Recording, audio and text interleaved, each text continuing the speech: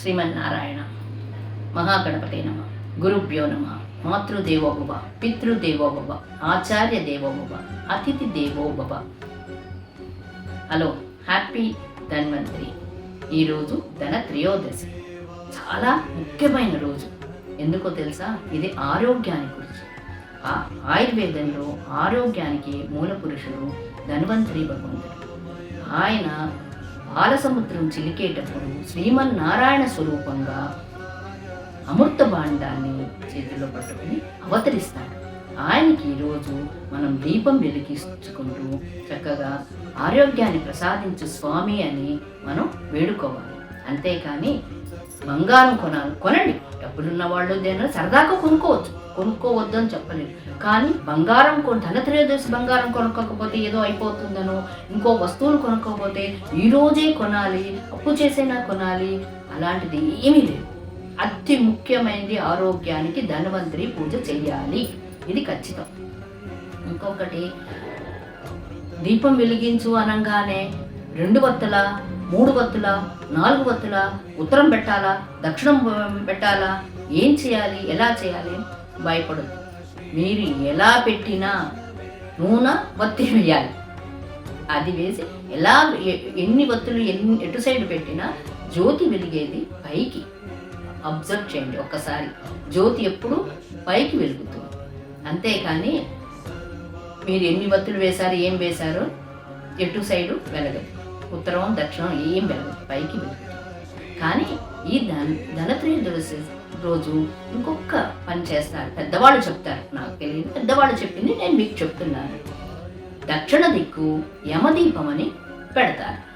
అది ఎందుకో తెలుసా?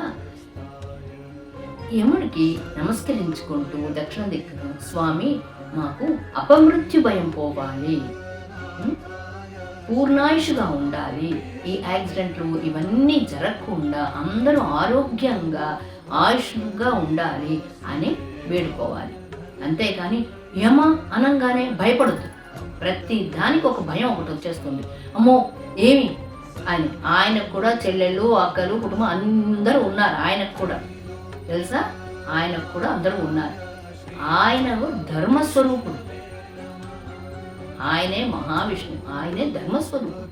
అంతేకాని ఆ మాట అనగానే మళ్ళీ అబ్బో దక్షిణ దిక్కు పెట్టచ్చు, ఏమీ లేకపోయినా మన దేవుడి గదికి వెళ్ళి ఆ నారాయణ స్వామిని ఆయనే సర్వం అనుకుంటూ ఒక దీపాన్ని, 2 దీపాలు, 1 దీపాలు మీకు ఎంత తోస్తే ఎన్ని వత్తులు కావాలంటే అన్ని వత్తులు వేసుకుంటూ చక్కగా వెలిగించుకుంటూ ఈ ధనత్రయోదశి రోజు సంతోషంగా ఆరోగ్యంగా పెట్టు తండ్రి, నా కుటుంబం అంతా బాగుండాలి, మా వాళ్ళందరూ బాగుండాలి, ప్రజలు ప్రతి ఒక్కరు, నా తోటివారు, నా సహోదరులు ప్రతి ఒక్కరు అందరూ బాగుండాలి, అందరూ ఆరోగ్యంతో ఉండాలి అని మనస వాచ వేడుకోవాలి, ఆ పూజ చేసుకోవాలి.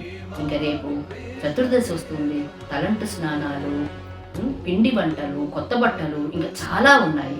భయాన్ని పోగొట్టండి.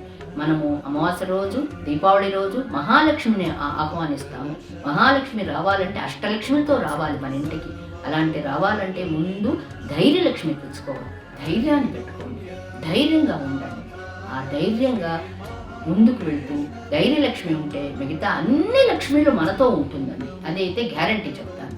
భయాన్ని పోగొట్టుకుంటూ ధైర్యంగా ముందుకు వెళ్తూ ఆ జ్యోతి వెలిగించుకుంటూ చక్కగా ఆ జ్యోతిలాగా, ఆ దీపంలాగా మనకు వెలుగొందాలని ఆ స్వామిని మనస వాచ కర్మణ ఇతరులకి మన చేతనైన సహాయం చేస్తూ ఏదో హితోధికంగా మన సహాయం పడుతూ ముందుకు వెళ్ళాలని ఈ దీపావళి పండుగ సంతోషంగా మీరందరూ ప్రతి ఒక్కరూ ప్రమాణంగా జరుపుకోవాలని, ఆయుష్ ఆరోగ్యాలతో ఉండాలని నేను కూడా మీ తరపున శ్రీమన్నారాయణని వేడుకుంటాను. నా ముందే ఉన్నాడు ఆయన.